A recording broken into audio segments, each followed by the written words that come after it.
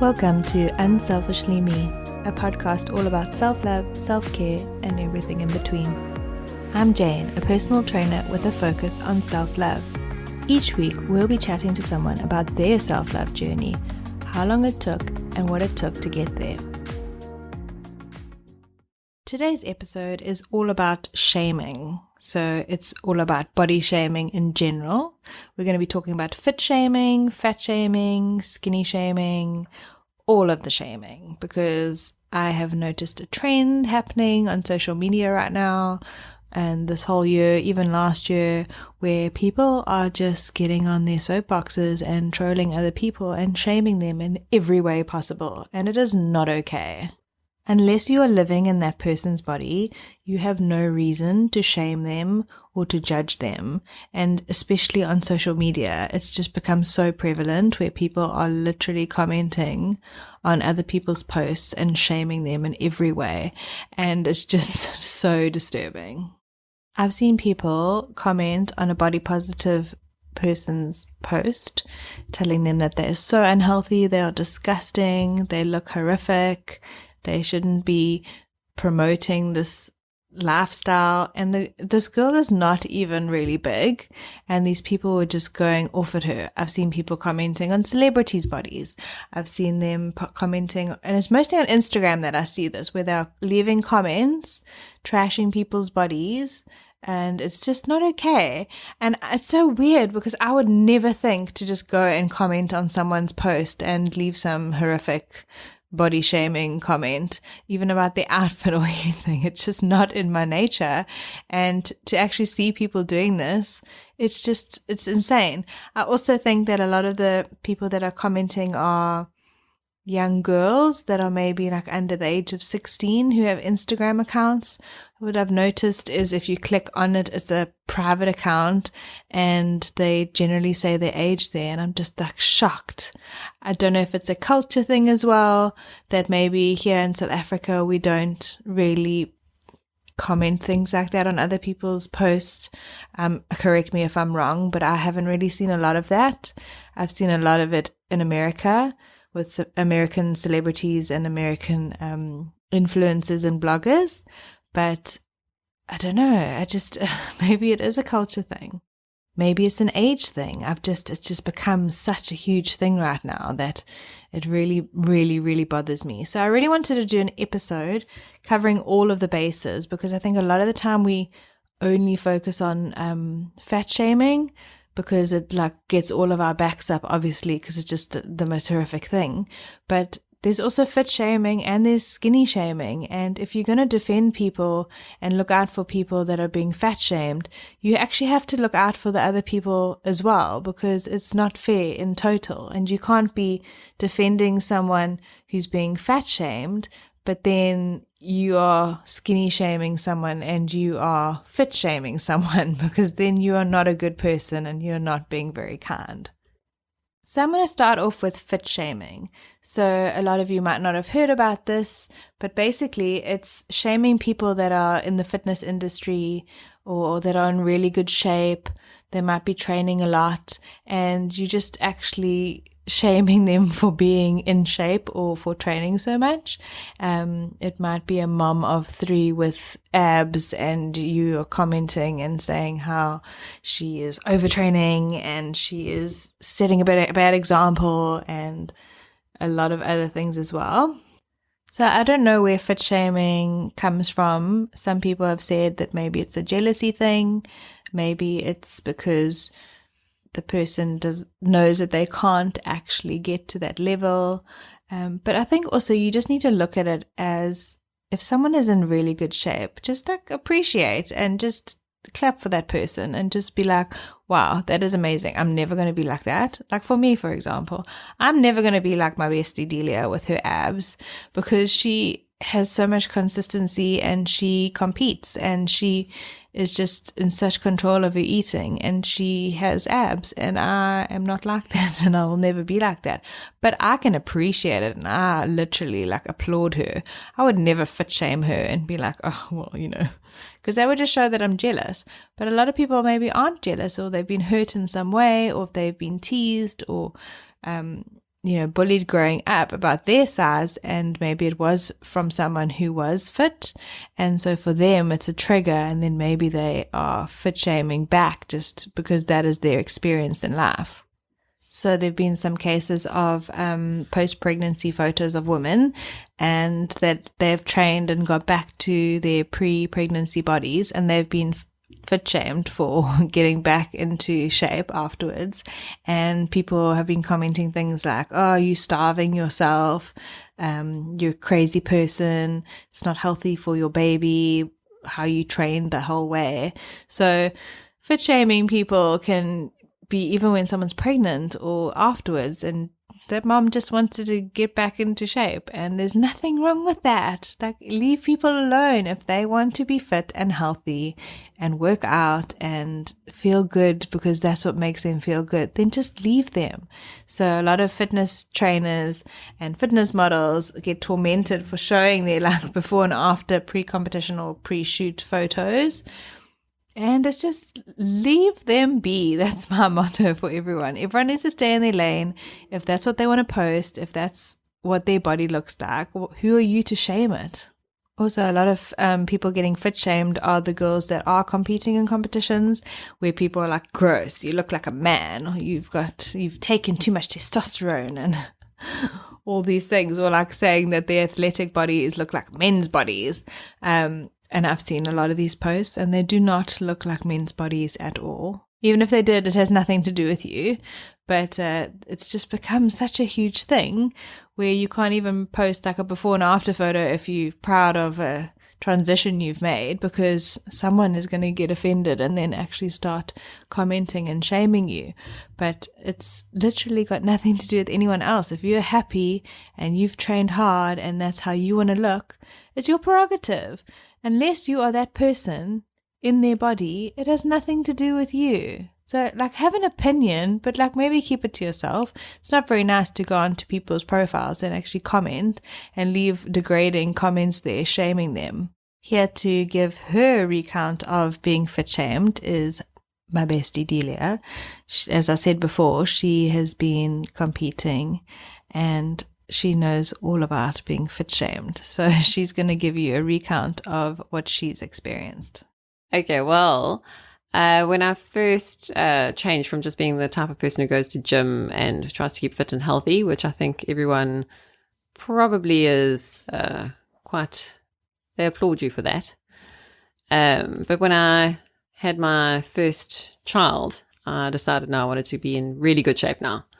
I think it was just a case of having lost a lot of strength in my pregnancy and then just wanting to achieve a goal for myself, because I'd always looked at the back of the Oxygen magazine that we all used to look at and all the beautiful girls in their bikinis on stage. And I never thought I could have a body that was that good. It seemed to be out of reach for a normal human. And then I read again, I think it was a magazine, that those people, anyone who's exceptional, whether it's an exceptional academic, an exceptional athlete, anybody that you admire, they are normal human beings. They don't have different genetics to you. Yes, they may. I mean, someone may have a better VO2 max. Someone may have a better natural, a higher IQ, whatever it might be. Yes, we are different that way. But your body is generally, you have the body of another person, and a lot of fitness athletes are moms. So that actually made me think, wow, maybe I could do this. And that's when I got a coach and I actually trained for my first show. And that's when you really got to start training a lot harder. You got to eat the meals out of Tupperware boxes. You've got to miss a lot of social events. You've got to become a little bit of an outcast. And I think anyone who's ever reached any exceptional point in their life, whether it's a exceptional academic, whether it's an exceptional sportsman, they've had to become a little bit more outside of the norm. And that's when you start getting shamed. And it's something you don't really expect at first. You always think, oh, well, I'm doing a good thing. This is what I want. People are going to support me. Very few people, I find, actually support you. And I think with the whole body thing, and especially with women, I think it becomes a sore point. And especially moms, a lot of, there's jealousy. And I think there's a lot of, there's kind of a counterculture of women saying, well, my body has created a person. It's damaged, and therefore there's beauty in its damage because it created my children. So it's almost become an honorable thing to lose shape after you become a mom, which I don't think they actually believe. I think that you are actually unhappy, but you're now trying to find an excuse that you are, in inverted commas, happy now with this damaged shape. If you are genuinely, that's fantastic, but it probably wouldn't trigger you that somebody else was in better shape. So then, off you go. You're doing okay. Who cares? But I wanted to be in better shape. And that's when I started noticing the little backlash of everything. And then when I won my first show, then it changes. And it becomes, oh, wow, you did so well. And then people start getting a bit more excited. But then again, it changes again. And you've now become a fanatic. And you think too big of yourself. You've got a big head. Yes. So it really goes from thinking you're ridiculous to now being, people are quite proud of you, envious of you. Then you get sort of made it to be a bit of a fanatic. Then it becomes part of your identity. People start knowing you as, oh, that's Delia, she does this. And then it becomes a little bit more normal. But it always does actually offend me whenever I see those posts on Instagram or wherever it might be of like, oh, well, I'm a normal mom. I'm a normal mom too, but I have a six-pack. So You worked hard for. I worked very hard for. Yeah. It requires discipline and it requires sacrifice. And I admire other people with discipline and sacrifice in other arenas that I haven't managed to achieve. I'm not jealous of them because I applaud them. There's many people out there that are a lot better than me at a host of different things. And it's fantastic. And I will probably never achieve those things. And that's fine. Yeah. So if there's something triggering you that much, look at yourself. Honestly, if you're upset that you don't have a six-pack, go get one. It doesn't make you happy anyway. But if that's what you want to achieve, go and achieve it. But I have definitely found there's a huge backlash for a fit mommy, especially. You are frowned upon. You are segregated. Yeah. At the gym and yeah, it's actually less the gym environment. I find there you almost at home. It's like a safe space. It's the girls' dinner. It's the tea party where you're not partaking and you've got a box of chicken. It's that. That's where you start getting the chirps and the snide remarks. Oh, this is Delia. Oh no, Delia is a bodybuilder. And I find especially if with my sport, because bodybuilding is obviously you're half naked, your boobs are sticking out, your bum is sticking out, it's over sexualized. And that especially causes a lot of negative attention. Even though actually if you look at a professional runner, they are also in tiny shorts and a crop top, but they are never as frowned upon as me. So I only have a few centimeters more skin showing than they do, but I have implants. They probably don't have that. And they have a lot more respect. I don't think, I stand to be corrected, but I don't think runners get invited to a girls' dinner and people go, oh, this is Lauren. She's a runner. Look at her. She thinks she's so hot because she won the Spa Ladies 10K. People probably, I think, would have more respect for that. Yeah. And my sport is, I compete with the IFBB. It's an affiliated sport. I've got my KZN colours in it. So it's something that I am genuinely proud of, that it's a real thing. It's a real sport, even though people don't think it is. But it especially has detractors because you're half naked. They're judging your body. So your body has to be half dressed. And with men, it seems to be okay. But with girls, you're acting too sexual. You've got a big head. So that's also a little bit interesting. And now on to fat shaming, which is the most prevalent and probably the most popular for people to get behind and support because it happens so often.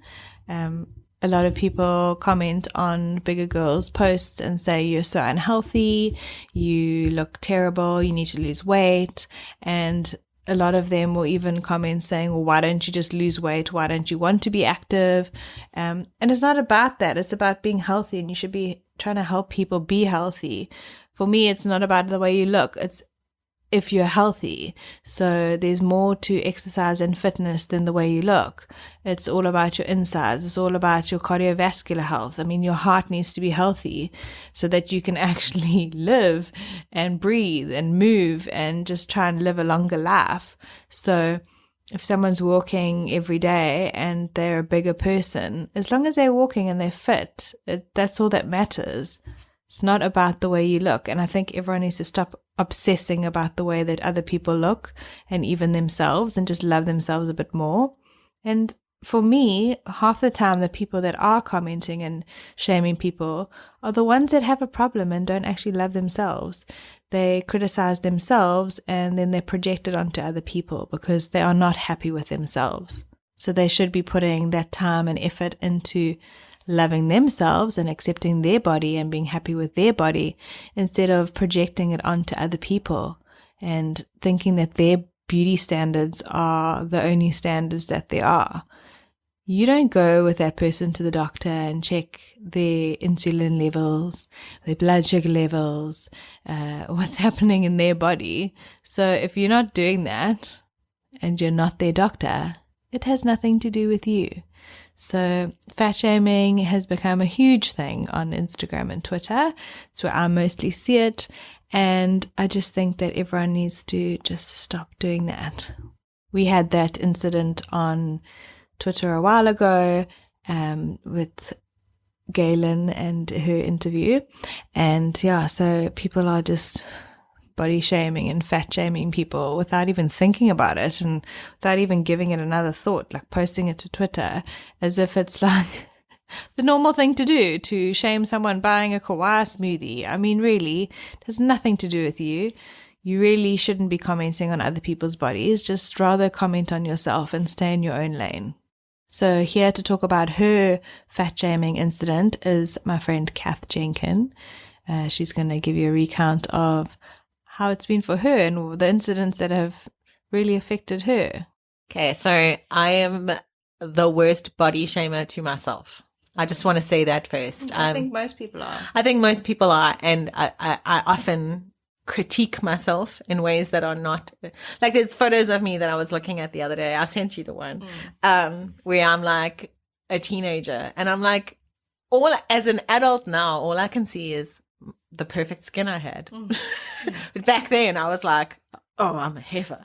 Okay. But yeah, I think my worst personal body shaming incident came when I was shopping for a wedding dress, and the woman who was assisting me in the shop, you would think like it's a well-known bridal like retail store thing. She was helping me into a dress that I loved, and she was like, so are you going to lose the weight? And I was like, what weight? And she was like, no, this weight. So I was like, what weight? And she was like, does your husband want a fat wife? And I just remember looking at her and thinking, cool, I'm never shopping here again. And I actually stepped out of the dress that I loved so much, handed it back to her and left. Like, I cannot believe that people I know. do that. Especially, you're trying to sell a dress. Why are you even commenting on anything? And you know what the worst part is? Is so many people have had that experience at that store. So many people. I wrote a column about it. Yeah. And so many people came and like DM'd me or emailed and said, was it that store?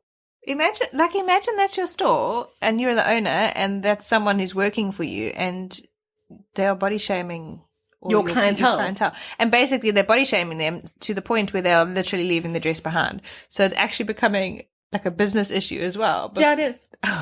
Also, brides don't need to be skinny little waifs. No. Sorry. Nobody needs to be a skinny little waif. You need to be healthy and happy. And who is she to dictate what body standards are? Exactly. Oh my gosh, I can't. And have you seen, well, obviously you've seen because you've been online with all of us anyway, the body shaming that you see online, do you think it's gotten worse? Okay. Yeah, I do. I do, very much so. I got a DM from someone a while ago. Remember when I did the whole like flip and brave of me, look, there I am post saying, oh, but you look the same. What? And I was just like, first of all, you don't know me. Second of all, so what? And third of all, no, I freaking don't, Gar. No, literally. No. And I think also, okay, women are cruel to women. We know this. We grew up knowing this. We've grown up. I mean, I have teenage experiences and women are cruel to women. They really, really are. Finding your tribe is a relief. But men have no idea. No, none. But men get body shamed too. Yeah, they do. Big time. Because, you're too, that whole thing about who's got the bigger willy. That's Literally, it's an element of it. And like, when And like he flexes his guns. yeah. Like, welcome to the gun show. Oh, you don't have any. But they just don't talk about it. No, never. Exactly. I just wanted to touch on something that has happened on social media that really is making everyone's blood boil. So Nike had put a plus size model in their store in London, and she's wearing amazing plus size workout clothes. I hate those terms, but it is what it is. And this woman from the Telegraph actually said, I'm going to read it for you. The new mannequin is obese and she is not readying herself for a run in her shiny Nike gear. She cannot run. She is, more likely, pre-diabetic and on her way to a hip replacement. What terrible cynicism is this on the part of Nike? I'm not joking, that is what she actually said. I have seen the picture of the model, and so is half of the world. I think it looks beautiful. It is beautiful Nike kit, and why should she not be there? Why should that mannequin not be there? I'm sorry that is making you uncomfortable. You need to sort your own shit out and actually see what's wrong with you. If you're being triggered by a plus size mannequin in a Nike shop, you have more problems than most, honey. I mean, it's ridiculous. I actually saw it and I stopped and I was like, did this person actually just say this? Tanya Gold. Yeah, you're not very gold. For me, I'm like, why should there not be a plus size mannequin in there? People are all sizes and shapes. And why should you not see your size on a model in a shop? So that you can see what it looks like on a model in a shop. So maybe you want to buy it. And it's Nike. They can do whatever they want. Good for them. They're probably one of the first brands that have actually done that and included another size. And I think that everyone deserves to get healthy. And when I say healthy, I'm not saying looking like, it's not about the outside. It's about being healthy from the inside. And that is working on your cardiovascular system. That's if you want to be running and walking and exercising. It doesn't mean everyone's going to work out to be a size 32. It's not about that. It's about being healthy from the inside out. So, for me, why should you not be represented? Why should you not have cute workout gear so that you can actually feel good when you go to the gym? I don't know about you, but if I'm wearing a cute outfit, I want to go to the gym. I want to go walk on the promenade. I want to work out because I feel good, because I look good in my cute clothes. She's basically saying that people are not allowed to have cute workout clothes because they are a different size. Like, it does not make sense. I'm livid. So, this is my note to you. You deserve to wear cute workout gear, and if that's what motivates you to go to yoga or to gym or to walk or to run or to do whatever, please go and buy yourself a cute outfit. It works for me. It works for so many other people. Good on Nike for actually representing and for showing someone other than a size. I don't know what size they even models are. What, 28, 30? It's definitely not my size. So I'm so angry that this woman has said this. I actually wonder what's going to happen to her. I've looked for her social media. There is none. So I don't know if she's deactivated or if she even had to begin with. But people, stop body shaming. Stop skinny shaming, stop fat shaming, stop fitness shaming, stop shaming everyone. Leave everyone's bodies alone. Stop commenting on other people's bodies. The funny thing about this whole situation, I don't know what she looks like now, but someone dug up a photo and shared it and they're like, it's so shocking that this woman is actually overweight herself. So surely you should know what it feels like. So surely you should not be doing this and shaming other women. I don't know if she's lost weight now and maybe she feels entitled that she can say these things, but I was like shook. I can't. So if you are wanting to get healthy, do you. Don't feel like anyone else is judging you. Just do it. Oh, just do it. Nah, you see, didn't even plan that. But yeah, I hope that if you saw that, it didn't trigger you and make you feel less about yourself. I hope it made you feel angry that this woman is just disgusting. and she doesn't deserve to actually write for any publication. So hopefully she has had a disciplinarian action against her. Judging by how many tweets, I'm pretty sure that she's been fired. And lastly, we're going to talk about skinny shaming, which you don't really hear about often. I think fat shaming really gets the spotlight, but it literally happens more often than you actually think. Hi, I'm Siobhan, and I'm going to be sharing my experience of skinny shaming today, which, as Jane said, you don't actually hear about very often, but it is something that happens. So, I've always been very slim, and it's not because I've starved myself or I've worked particularly hard to be this slim. It's just that that's genetically the shape of my body. And my dad is the same way, and my grandfather is the same way. And when I was in high school, my teachers didn't believe that I could naturally be this slim.